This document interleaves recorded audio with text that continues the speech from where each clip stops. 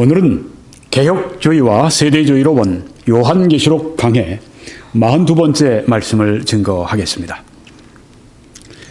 오늘부터 일곱째 인과 일곱 나팔의 심판에 관해서 말씀을 증거하려 합니다. 오늘 첫 번째 말씀이 되겠습니다. 왼쪽에 보시면 인이 거기에 있는데요. 일곱째 인이 띄어지면서 이제 일곱 나팔의 심판이 이르게 됩니다. 이 일곱 나팔의 심판 가운데 맨 마지막 일곱째 나팔이 부러질 때 그때 시작되는 것이 일곱 대접의 심판입니다. 그러므로 이 일곱째 인이 떼지고 이제 일곱 나팔의 심판이 있게 될 때 이것은 최후의 심판이 되는 것입니다. 예수 그리스도께서 다시 재림하시기 전까지 이제 일어나는 모든 환난과 재앙이 여기에 포함되어 있습니다. 오늘은 이제 우리가 주제를 좁혀서 일곱째 인과 다가오는 심판의 전야, 이것은 8장 1절에서 5절에 있는 말씀에 있는 것을 이렇게 제목으로 정했습니다. 일곱째 인과 다가오는 심판의 전야. 제가 말씀을 받도록 읽겠습니다. 일곱째 인을 떼실 때 하늘이 반 시간쯤 고요하더니 내가 봄에 하나님 앞에 일곱 천사가 서 있어 일곱 나팔을 받았더라. 또 다른 천사가 와서 제단 곁에 서서 금 향로를 가지고 많은 향을 받았으니 이는 모든 성도의 기도와 합하여 보좌 앞 금 제단에 드리고자 함이라. 천사가 향로를 가지고 제단에 불을 담아다가 땅에 쏟음에 우레와 음성과 번개와 지진이 나더라. 이렇게 말씀을 했습니다. 다시 한번 이것에 대해서 여러분들의 주의를 환기시켜 드리길 원합니다. 지금 이 요한계시록에 나오는 세 가지 이 심판 혹은 세 가지 재앙, 첫째는 인의 재앙이 있습니다. 또 나팔의 재앙이 있습니다. 대접의 재앙이 있습니다. 이 인의 심판은 6장에 대부분 다 나와 있습니다. 그런데 일곱째 인은 이제 6장에 속해 있지 않습니다. 6장 지나고 7장은 무엇이 있었습니까? 14만 4천 명과 그리고 큰 무리에 대한 말씀이 거기에 나옵니다. 6장에서 무서운 심판이 시작이 됐는데 계속 나가는 것이 아니라 일단 7장에서 잠깐 멈추고 쉬게 됩니다. 그 다음에 이제 일곱째 인이 떨어질 때가 어디에 적혀 있는가 하면은 8장 1절에 적혀 있습니다. 8장과 9장에 이제 나팔의 심판에 대한 말씀이 적혀 있습니다. 이 나팔도 역시 첫째에서 여섯째 나팔까지 8장에서 9장까지 나와 있고요. 일곱째 나팔은 그 다음 10장에 들어가면서 이제 언급이 되기 시작합니다. 그래서 10장에서 18장까지 그 대접 일곱째 나팔과 함께 그 대접의 심판이 거기에 나오게 됩니다. 그런데 이제 여기에 그 대접의 심판은 16장의 한 장에 집중적으로 나와 있고요.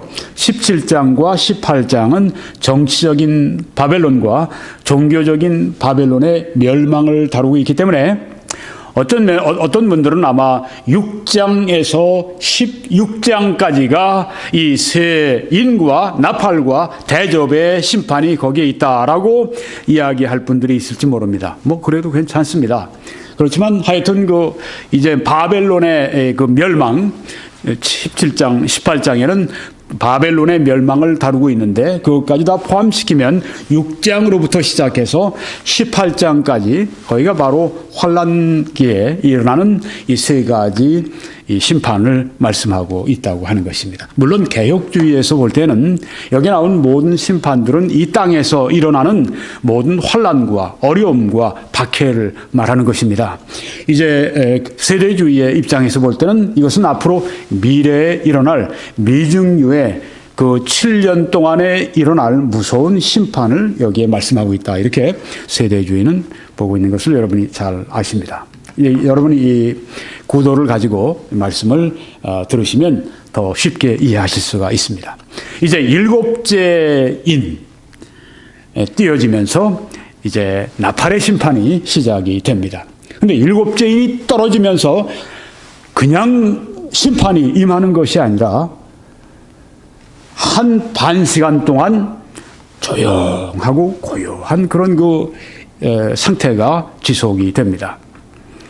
이것은 그동안에 천국에서 성도들과 천사들과 모든 피조물이 찬송하고 할렐루야하고 아멘하고 구원의 노래를 새 노래를 부르고 그러던 그 모습과 전혀 다른 모습을 우리들에게 보여주고 있습니다. 여기 말씀 보시면 8장 1절입니다. 일곱째 인을 떼실 때 하늘이 반 시간쯤 고요하더니 했습니다. 반 시간쯤 고요한 시간이 흘렀습니다. 일곱째 인을 띄고 난 다음에 앞서 보면 첫째, 둘째 인을 띄자마자 뭐 말들이 튀어나오고 기수가 거기에 함께 타오고 뭐 붉은 말이 나오고 검은 말이 나오고 흰 말이 나오고 청황색 말이 나오고 막 심판이 일어났는데 일곱째 인은 뗀 후에 하늘이 반 시간쯤 고요했다고 그렇게 말씀을 하고 있습니다. 네. 그 다음에 일곱째 나팔, 이제 일곱 나팔의 심판 있죠. 근데 마지막 일곱째 나팔, 그때 마지막 재앙에 대한 기대와 그리스도의 통치에 대한 찬송이 또 나오는 것을 보게 됩니다. 일곱째 나팔이 빰빠람 하고 울린 다음에 곧 심판이 있는 것이 아니라 또 마지막 재앙에 대한 기대, 피조물들이 마지막으로 이제 이 재앙이 심판이 임하게 되고 그 다음 무엇이 있습니까? 그 다음에는 우리 주 예수 그리스도의 나라가 이 땅에 오게 되는 것입니다. 그래서 예수님의 그 통치가 올 것을 알고 찬송을 하는 것을 우리가 볼 수가 있습니다. 일곱째 나팔이 울려 퍼진 다음에 찬송이 나오는 것을 볼 수 있습니다. 여기 보시면 요한계시록 조금 전에 8장 1절이었죠. 근데 여기 10장으로 이제 들어가게 됩니다. 그 8장과 9장에는 무엇이 있습니까?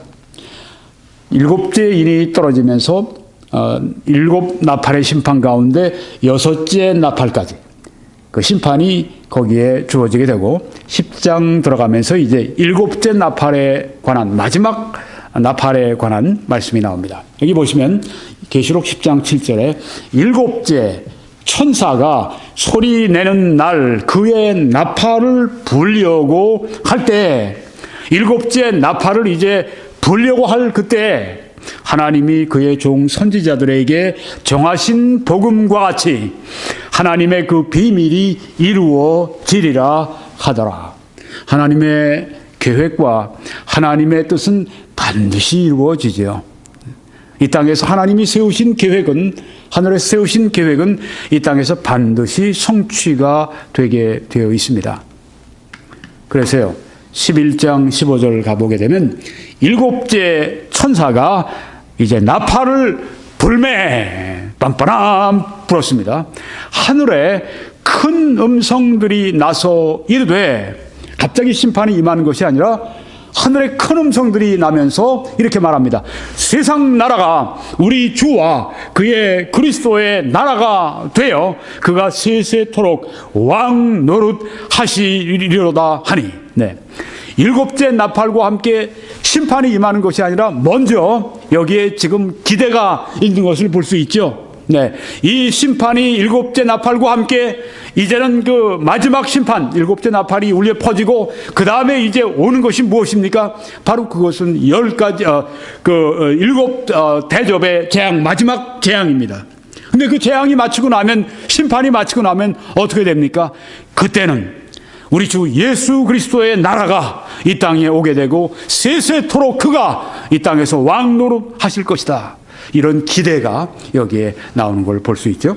그리고 하나님 앞에서 자기 보좌에 앉아있던 24장로가 엎드려서 얼굴을 땅에 대고 하나님께 경배하여 이르되 감사하옵나니, 찬송하지 않습니까? 감사하옵나니 옛적에도 계셨고 지금도 계신 주 하나님 곧 전능하신 이여 친히 큰 권능을 잡으시고 왕노릇 하시도다. 네, 일곱째 이제 마지막 최후의 심판이 이제 오게 될 텐데, 그 전에 이 최후의 심판과 함께 그 마치고 난 다음에는 우리 주님의 나라가 오게 되실 것이다.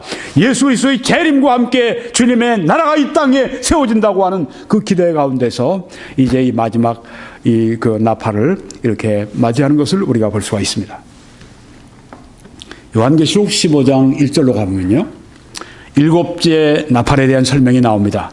또 제가 지금 여러분에게 먼저 큰 그림을 그려드리고 있습니다. 네, 또 하늘에 크고 이상한 다른 이적을 보매 일곱 천사가 일곱 재앙을 가졌으니, 여기 일곱 천사가 하나하나씩 재앙을 가졌는데, 일곱 재앙을 가졌는데 그것이 무엇인가? 일곱 천사가 가진 것은 일곱 나팔, 그리고 일곱째 나팔에서 나오게 되는 그 일곱 가지의 대접의 심판인데요, 일곱 재앙을 가졌으니 곧 마지막 재앙이라 하나님의 진노가 이것으로 마치리로다 하고 말씀했습니다.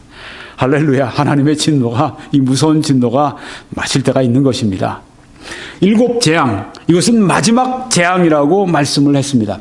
일곱 번째 나팔이 불려진 다음에 그 다음에 일곱 재앙이 오는데 그것은 마지막 재앙이라고 여기에 말씀했고요. 16장 들어가 보니까 일곱 재앙이 무엇인가를 설명합니다. 또 내가 들으니 성전에서 큰 음성이 나서 일곱 천사에게 말하되 너희는 가서 하나님의 진노의 일곱 대접을 땅에 쏟으라. 여러분, 아까 처음 일곱 인의 심판이 먼저 있었죠. 그 다음에 오는 것이 일곱 나팔의 심판입니다. 일곱 인의 심판보다 일곱 나팔의 심판은 더 무섭습니다. 근데 일곱 나팔의 심판보다 일곱 대접의 심판은 더 무서운 것입니다. 그 일곱 대접을, 하나님의 진노의 일곱 대접을 땅에 쏟으라, 이렇게 여기 말씀하는 것을 우리가 봤습니다. 이 일곱째 나팔, 그렇게 해서 이제 일곱 대접의 심판, 마지막 재앙이 오게 되는데, 일곱째 나팔의 심판은 네 가지 특징이 있습니다. 첫째는 점진적인 심판입니다. 점점 에스컬레이트가 됩니다. 점점 더 이 심판이 심각하게 됩니다. 그리고 두 번째는 분명히 규정이 되지 않은 기간 동안 발생한다고 하는 것입니다. 그것이 일곱째 나팔이 첫째 대접에서 둘째 대접으로 넘어갈 때 그 시간이 얼마나 되는지 규정이 되어 있지 않은데 하나 예외가 있습니다. 다섯 번째 나팔의 심판의 영향은 5개월 동안 지속이 된다고 여기 성경에 적혀 있습니다. 이거 외우기 쉽죠? 다섯 번째 나팔의 심판의 영향은 5개월 동안 지속이 된다. 네. 일곱째 나팔의 심판은 어떤 심판인가? 세 번째, 마지막 심판입니다. 또한 이것은 예수 그리스도 재림하실 때까지 지속이 되는 그런 심판입니다. 이제 일곱째 인과 다가오는 심판의 기대, 이제 한 절 한 절 보도록 하겠습니다. 일곱째 인을 떼실 때 하늘이 반 시간쯤 고요하더니, 태풍이 오기 전에 어떻습니까? 고요합니다. 태풍의 중심에 들어가면 어떻습니까? 태풍의 이 핵 속에 들어가게 되면 거긴 조용합니다. 바로 그런 상황을 여기 말하고 있는 것입니다. 하나님의 무서운 심판이 쏟아지기 전에 하늘이 반 시간쯤 고요한 것입니다. 대단히 아주 두려운 그런 시간입니다. 그동안 찬송하던, 하늘에서 찬송하던 그 24장로와 또한 모든 피조물과 천사들과 모두 이제는 숨소리 내지 않고 고요한 가운데 있습니다. 왜냐하면 무서운 심판이 이제 올 것을 얘기하고 있다고 하는 것입니다. 이렇게 고요한 것은 성경에 심판이 있기 전에 상황으로 말씀을 하곤 했습니다. 시편 76편에 보면 주께서 하늘에서 판결을 선포하심에 땅이 두려워 잠잠하였더니, 하나님의 심판이 이르기 전에 잠잠하였더니 하는 말씀이 있습니다. 곧 하나님이 땅의 모든 온유한 자를 구원하시려고 심판하러 일어나시는 때에로다. 하나님의 심판이 임하게 될 때 땅은 고요하게 있다고 하는 것을, 잠잠하다고 하는 것을 여기에서 말씀하고 있습니다. 또 하박국에서도 하나님의 심판이 이스라엘에 임하기 전에 이렇게 말씀합니다. 오직 여호와는 그 성전에 계시니 온 땅은 그 앞에서 잠잠할지니라. 네, 하나님 앞에 잠잠한 것은 성경의 심판의 직전인 것을 보여줍니다. 하나만 더 보면 스바냐서 1장 7절에 주 여호와 앞에서 잠잠할지어다. 이는 여호와의 날이 가까웠으므로, 이렇게 말씀을 했습니다. 여호와의 날은 심판의 날입니다. 심판의 날이 가까웠으니까 잠잠하라. 네, 지금 그래서 잠잠한 모습을, 일곱째 인을 띄니까 하늘이 반 시간 동안 고요한 것을, 즉 그것은 심판의 전야를 보여주고 있다고 하는 것입니다. 일곱 나팔의 심판의 의미는 무엇일까요? 일곱 가지 나팔의 심판의 의미는, 이것은 죄의 심판을 말합니다. 이것은 사탄의 패배를 말합니다.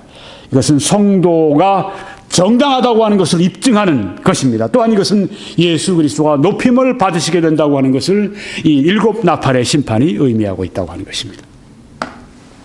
자, 우리가 그 다음에 보게 되면 하나님 앞에 일곱 천사가 서 있는 것을 보고 또 그들이 일곱 나팔을 받는 것을 볼 수가 있습니다. 이 말씀 보시면 내가 봄에 하나님 앞에 일곱 천사가 서 있어 일곱 나팔을 받았더라, 이렇게 말씀을 했습니다. 일곱 천사가 서 있는데 이들이 어떤 천사일까요? 물론 고위직 천사일 것입니다. 왜냐하면 하나님 앞에 서 있는 천사들이기 때문입니다. 성경에 보면 그 가브리엘 천사가 있지 않습니까?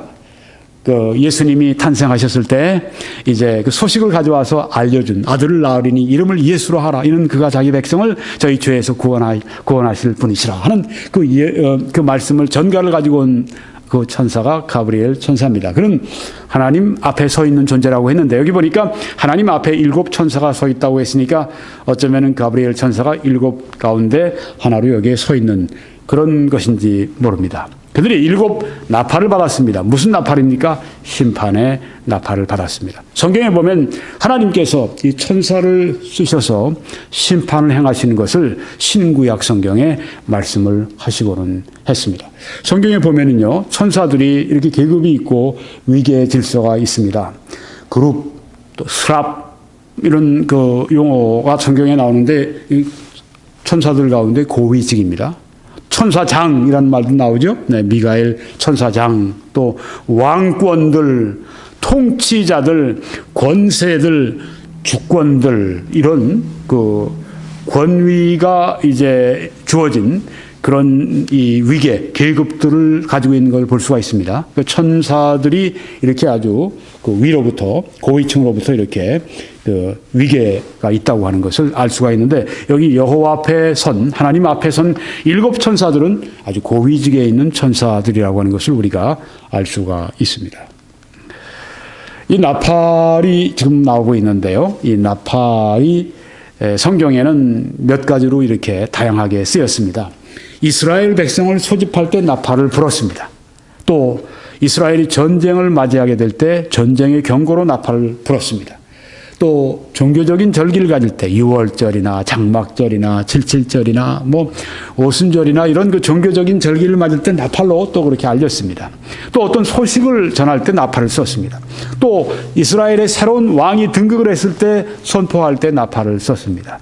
또한 심판이 있을 때 나팔을 썼습니다. 오늘 우리가 보는 일곱 나팔이 바로 그 심판과 연관된 것이고, 휴거가 있을 때 그때 또한 나팔이 쓰여졌습니다.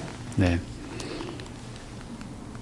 우리가 이 일곱 나팔 가운데 첫 번째, 두 번째, 세 번째, 네 번째 나팔은 그 나팔 심판이 이제 나팔이 부러지게 되고 그 다음에 심판이 임할 때 이런 종류의 심판이 임하게 됩니다. 지구의 생태계를 파괴하는 그런 심판과 재앙이 이 첫 번째 뇌 나팔의 심판인 것입니다. 그 다음 다섯 번째, 여섯 번째 나팔의 심판은 어떤 심판이냐면 악령들이 사람들을 공격합니다.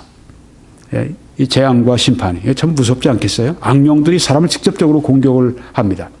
그 다음에 일곱째 나팔은 마지막 재앙입니다. 이 마지막 재앙은 어떻게 됩니까? 여기에서 그 일곱 번째 나팔 불고 나면 그 다음에 오는 것이 무엇이죠? 하나, 둘, 셋. 대접의 심판이 7개가 그때 또 오게 됩니다. 자, 이게 여러분이 보시는 이,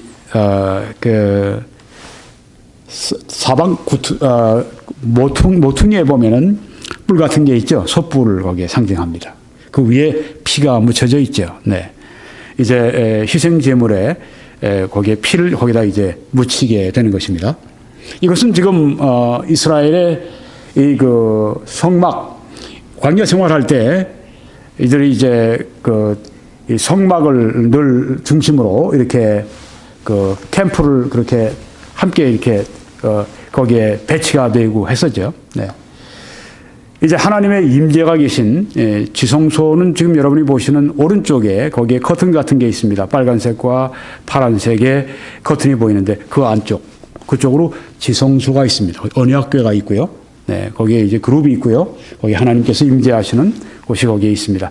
그런데 바로 지성소의 바로 앞에 있는 것이 바로 이 금으로 만든 향단입니다. 나중에 이스라엘 땅을 얻게 되고 거기에 이제 솔로몬의 성전 같은 그런 그 아름다운 성전을 지었을 때에도 역시 같은 형식으로 더 이제는 그 아름답게 화려하게 그렇게 지었죠. 네, 근데 여기에 금향단은 거기도 있었습니다. 지금 여기도 있습니다. 이 금향단은 무엇을 하는 곳입니까? 향을 피우는 곳입니다. 자, 여기에 지금 이 심판과 기도의 연관성에 대해서 말씀을 드리면서 이 향단에 대한 말씀을 드리고 있습니다. 향단은 지금 금으로 만든 향단인데 어디에 있습니까? 저기 보시면 뒤에 커튼이 있습니다. 또 거기에 그룹 천사들의 이 모습이 새겨져 있습니다. 그리고 그 왼쪽으로 보면 그 대제사장이 서 있는 모습을 볼 수 있고 앞에 흰 옷을 입은 사람은 제사장으로서 지금 안에서 직무를 수행하고 있습니다. 그런데 지금 정중앙에 보게 되면 무엇이 있는가 하면 금향단이 있습니다. 금향단 바로 뒤가 지성소로 들어가는 길입니다. 그러니까 지성소에 제일 가까운 것이 무엇이냐면 이 금향단입니다. 금향단에서 피워지는 그 향, 이것은 성도의 기도를 상징하는데 성도의 기도가 우리 하나님의 임재와 보좌 앞에 아주 가까이 있다고 하는 것을 여기에 상징적으로 말씀해 주고 있는 것입니다. 하나님께서 그처럼 우리의 기도를 가깝게, 제일 가깝게 듣고 계시다고 하는 것을 상징적으로 여기에 말씀하고 있는 것입니다. 자, 여기에 보게 되면은 왼쪽에 여러분이 보시게 되면 거기에 지금 성막이 있습니다. 네, 이제 들어가시면은 조금 전에 여러분이 보셨던 이런 성소가 있습니다. 그리고 저 커튼 뒤로 지성소가 있습니다. 네, 그래서 지금 이 성막 오른쪽으로 이렇게 또 뭔가 제단 같은 게 있죠. 그건 놋 제단이라고 합니다. 거기에서 이제 짐승을 잡아서 죽여서 이제 거기에 피를 흘리고 제사를 지내는 곳이 속죄의 죄를 드리는 곳이 바로 거기입니다. 짐승들이 흘리는 모든 피는 짐승들의 피로 이스라엘의 죄가 사함받는 것이 아니라 앞으로 오실 예수 그리스도, 우리 죄를 위해서 십자가에서 어린 양으로서 피 흘려 돌아가실, 우리의 죄를 다 담당하실 예수 그리스도의 피를 거기에 속죄의 피를 상징하는 것이죠. 네, 이렇게 해서 바로 그 번제단에 거기에 있는 이 활활 타오르는 불붙는 석탄을 하루 2번씩 아침과 저녁에 제사장들이 이제 그 석탄을 운반해서 저 성막 안으로 들어가서 이제 그 안에 성소에 있는 저쪽 지성소 바로 앞에 있는 향단으로 가져갑니다. 그리고 그 불붙는 석탄을 가지고 이제 향불에 지피게 되는 것입니다. 그럼 향이 타오르게 되죠. 이것은 성도의 기도를 상징하고 있는 것입니다. 다시 여러분 기억하십시오. 여기 성도의 기도를 상징하는 이 향단이 어디에 있습니까? 지성소, 가장 거룩한 지성소 바로 앞에 가장 가까운 데 놓여 있다고 하는 것입니다. 은혜의 보좌 앞에 담대히 나아갈 것이니라. 우리가 하나님의 은혜의 보좌 앞에 나가는 성도들의 기도는 멀지가 않다고 하는 것을 보여주고 있습니다. 그래서 계속 제가 본문 말씀을 읽습니다. 또 다른 천사가 와서 제단 곁에 서서 처음에 어떻게 됐죠? 7째 인을 띄었습니다. 그러니까 반 시간 동안 고요했습니다. 그리고 하나님 앞에 7 천사가 서서 7 나팔을 받았습니다. 그 다음입니다. 또 다른 천사가 와서, 그러니까 7 천사 외에 또 다른 천사가 와서 제단 곁에, 지금 여러분 보셨던 그 향단, 금향단, 제단 곁에 서서 금향로를 가지고 많은 향을 받았다고 했습니다. 금향로를 가지고 어떤 천사가 와서 지금 향단 옆에 서 있는데 많은 향을 받았다고 했습니다. 천사가 자기가 어디서 가져온 게 아니라 받았다고 했습니다. 누구에게 받았을까요? 물론 하나님께로부터 받았다고 하는 것을 상징하는 것입니다. 하나님께로부터 많은 향을 받았는데 왜? 이는 모든 성도의 기도와 합하여 여기 이걸 이제 향불을 피웁니다. 향을 피우는데 그 향과 모든 성도의 기도와 합하기 위해서 그렇게 했다고 했습니다. 기도가 얼마나 중요한지 알 수가 있죠. 네. 향을 그냥 피우는 게 아니라 모든 성도의 기도가 이미 드려지고 있습니다. 여기 지금 그 환난기에 있는 이 성도들이 하나님 앞에 얼마나 많이 기도합니까? 우리의 원한을 언제 풀어주시겠습니까? 즉 하나님의 공의가 언제 이루어지겠습니까? 지금 그런 기도를 하나님 앞에 온전히 드리고 그리고 언제 우리 주님의 나라가 올 것입니까? 저들이 지금 기도하고 있는데 가서 그 기도를 합하기 위해서 향로를 가지고 와서 이제 향을 많이 가지고 와서 합합니다. 그리고 보좌 앞 금제단에 드리고자 합니다. 네, 거기다 향을 해서 향로에다가 거기다 이제 많은 향을 넣고 이제 불을 붙이고 어디에 넣느냐면 바로 조금 전에 보셨던 그 금제단 위에 향단 위에 놓는다고 하는 것입니다. 향연이 그 향의 이 연기들이 성도의 기도와 함께 천사의 손으로부터 하나님 앞으로 올라가는지라. 네. 여기 지금 성도들의 기도가 하나님 앞에 그 향과 함께 막 무럭무럭 올라간 그것을 여기 지금 말씀하고 있습니다. 하나님께서 성도들의 기도를 지금 듣고 계시다고 하는 것입니다. 성도들이 지금 하나님 앞에 언제 우리의 원한을 풀어주실 것입니까? 언제 심판이 있을 것입니까? 하나님 앞에 지금 심판을, 악한 그 죄에 대한 심판을, 사탄의 패배를, 그리고 그들을 신원하여 주시기를, 그리고 우리 주 예수 그리스도께서 영광 받으시기를 위해 성도들이 기도하는 기도를 지금 하나님께로 올라가는 그 기도를 여기에 지금 말씀하고 있습니다. 성도의 기도의 내용은 이미 여러분에게 몇 번 말씀드렸습니다. 죄의 심판과 사탄의 패배와 성도의 정당함을 입증해 주시는 것과 그리스도가 높임 받으시는 그 기도를 바로 여기 향불에 지금 그 향로가 있습니다. 네, 거기에 지금 많은 향들을 이제 불을 붙여서 그 다음에 연기가 올라갑니다. 성도들의 기도를 상징합니다. 지금 올라가고 있습니다. 지금 그런 모습을 성경이 말씀합니다. 천사가 향로를 가지고 그 다음에 어떻게 했느냐 하면 향로를 가지고 와서 제단에 불을 담았다고 했습니다.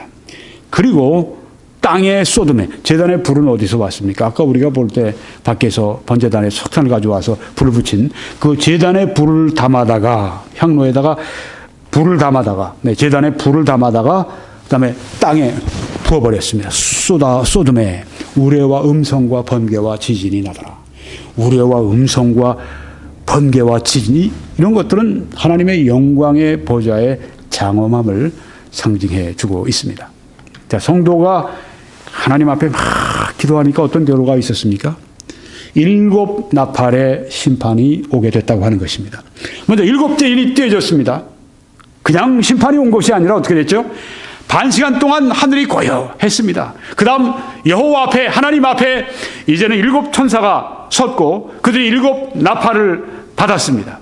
그 다음에 다른 천사가 와서 향로를 가지고 와서 이제 거기에 그 많은 향을 받아가지고 와서 그 향불과 함께 성도들의 기도를 함께 담아서 하나님께로 지금 이렇게 올리고 있습니다. 바로 지금 그런 상황입니다. 성도의 그 기도가 드려졌습니다. 그 다음에 어떻게 됐습니까?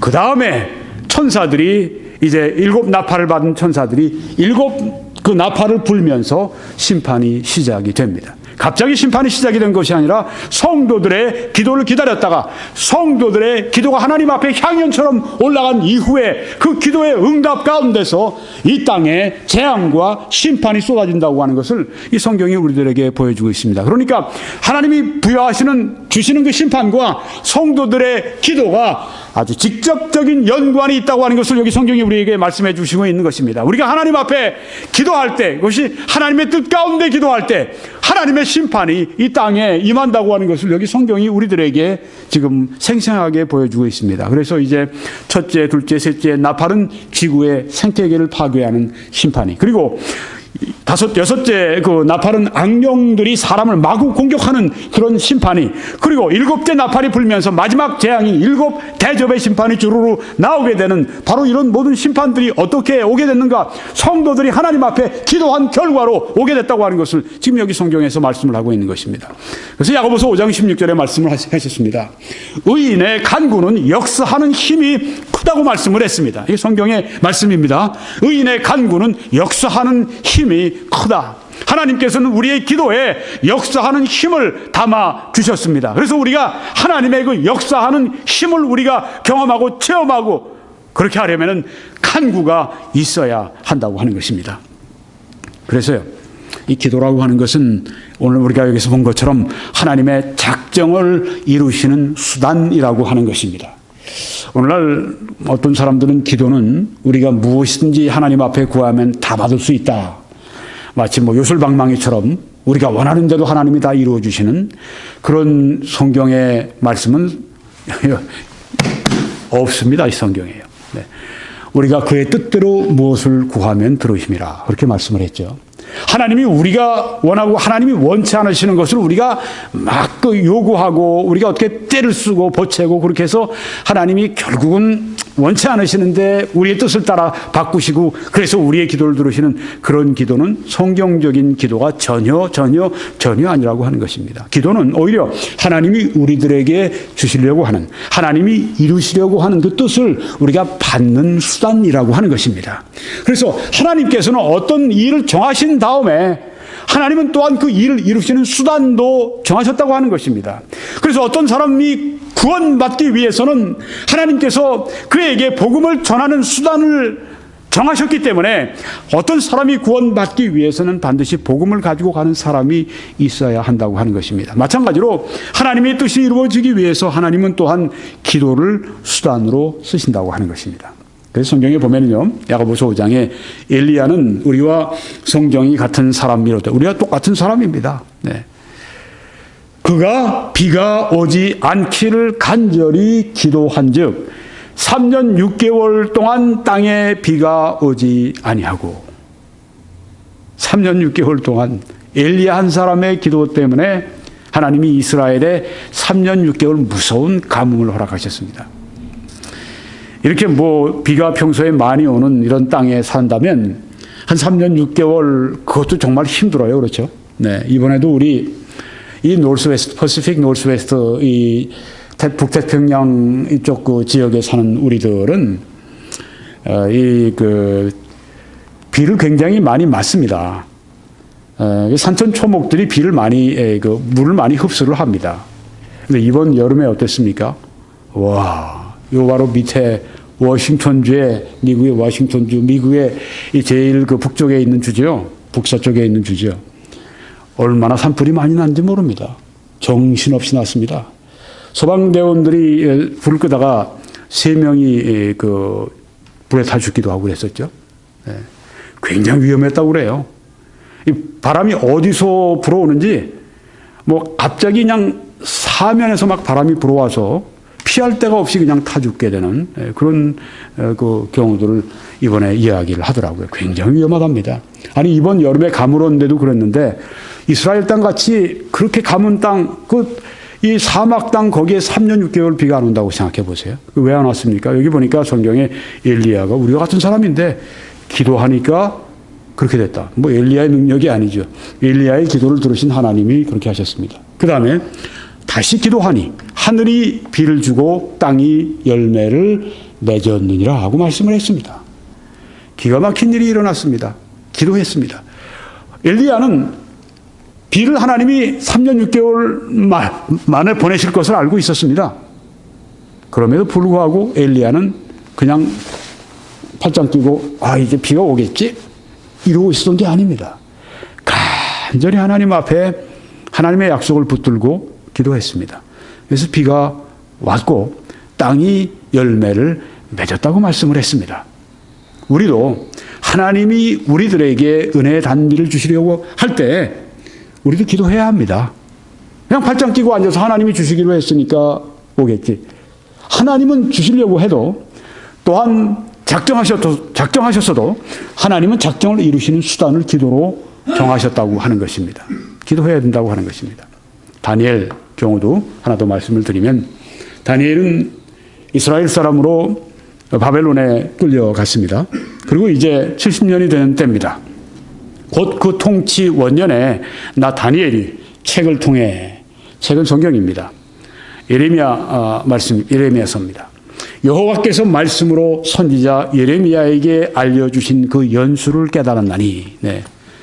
다니엘이 꿈에서 받은 게 아니라 성경을 보다 보니까 70년이 되면 하나님이 바벨론 포로에서 이제는 우리가 다시 풀려서 우리 땅으로, 이스라엘 땅으로, 우리 고향 땅으로 돌아갈 수 있게 해주셨다고 하는 그 하나님의 작정하신 것을 70년 만에 이제 하나님이 해방시켜 주신다고 하는 말씀을 예레미야서를 통해서 보다가 알게 된 거예요. 이미 70년 전에 하나님께서 예레미야를 통해서 너희들이 바벨론의 포로로 끌어가지만 70년이 되면 다시 돌아올 수 있도록 그렇게 하시겠다고 말씀하신 그것을 다니엘이 성경을 보다가 예레미야서를 보다가 깨달은 것입니다. 그래서요, 곧 예루살렘의 황폐함이 70년 만에 그치리라 하신 것이니라. 기쁘다 할렐루야. 그리고 팔짱 끼고 언제 이루어질까, 이게 아니었었죠. 여기 성경에 보니까 내가 금식하며 베옷을 입고 죄를 덮어쓰고, 이거 회개하는 것입니다. 주 하나님께 기도하며 간구하기를 결심하고. 이게 참 위대한 것입니다. 하나님께서 70년 만에 이제 이스라엘 백성을 다시 포로된 땅에서 돌이켜서 이제 예루살렘에 보내셔서 예루살렘에 성전도 짓고 또 예루살렘의 성벽도 짓고 예루살렘의 황폐함이 그치게 하시고, 하나님이 정하신 작정입니다. 이게 반드시 이루어지게 되는 것입니다. 그렇지만 바로 이런 그 하나님의 말씀과 약속이 다니엘이 하나님 앞에 이렇게 간절히 그 하나님의 약속이 이루어지도록 기도하는 것을 방해하지 않았습니다. 오히려 하나님의 약속을 붙들고 간절히 기도하기를 시작했습니다. 그러니까 하나님은 작정을 하셨을 때 그 하나님의 작정하신 그 계획하신 바를 이루시는데 수단을 쓰신다고 하는 것입니다. 하나님께서 성벽을 이제 건축하려고 하실 때 누굴 쓰셨습니까? 느헤미야라고 하는 사람을 쓰셨습니다. 느헤미야가 그 왕의 궁전에서 그가 아주 최고위직에 올라 있고 왕의 목숨을 보살피는, 왕의 음식을 미리 맛보고, 거기 독이 있으면 자기가 먼저 죽는 거 아닙니까?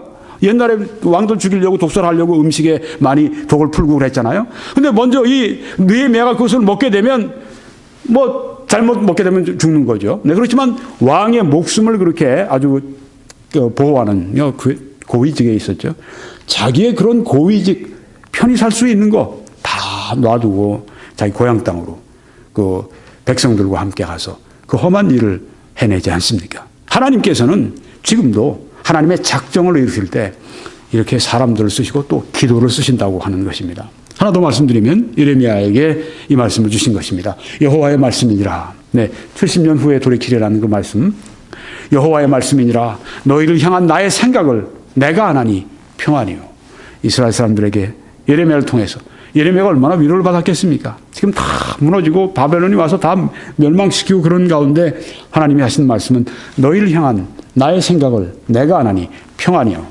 재앙이 아니니라. 너희에게 미래와 희망을 주는 것이니라. 이렇게 예레미야는 하나님의 우리를 향하신 평안, 소망, 이런 하나님의 작정을 알고 있었습니다. 그렇지만 예레미야는 또 어떻게 했습니까? 성경에 보니까 하나님이 이렇게 하라고 하셨습니다. 너희가 내게 부르짖으며 내게 와서 기도하면 내가 너희들의 기도를 들을 것이요 너희가 온 마음으로 나를 구하면 나를 찾을 것이요 나를 만나리라, 이렇게 말씀을 하셨습니다.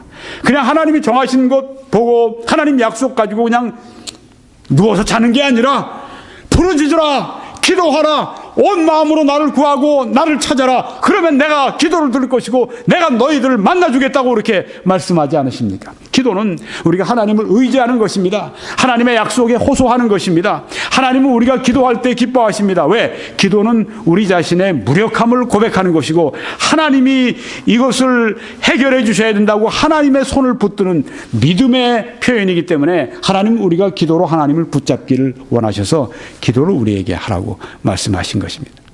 하나만 더 말씀드리면 마지막으로 에스겔서에도 이런 말씀이 있죠. 너희 사방에 남은 이방 사람이 나 여호와가 무너진 것을 건축하며 황폐한 자리에 심은 줄을 알리라. 나 여호와가 말하였으니 이루리라. 하나님께서 이스라엘 다시 부흥시켜 주시고 이스라엘 다시 일으켜 주시고 이스라엘 다시 살아날 수 있도록 해주시겠다는 그 말씀을 여기에 이렇게 표현하셨습니다.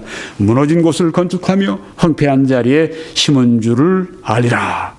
내가 그렇게 하는 것을 이방 사람들이 알 것이라. 내가 너희들을 위해서 이렇게 능력을 행하는 것을 이방 사람들이 알 것이다. 그런데 뭐라고 말씀하셨습니까? 그 다음에 주 여호와께서 이같이 말씀하셨느니라.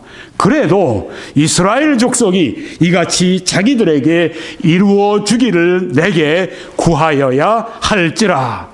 내가 그들의 수요를 양떼같이 많아지게 하되.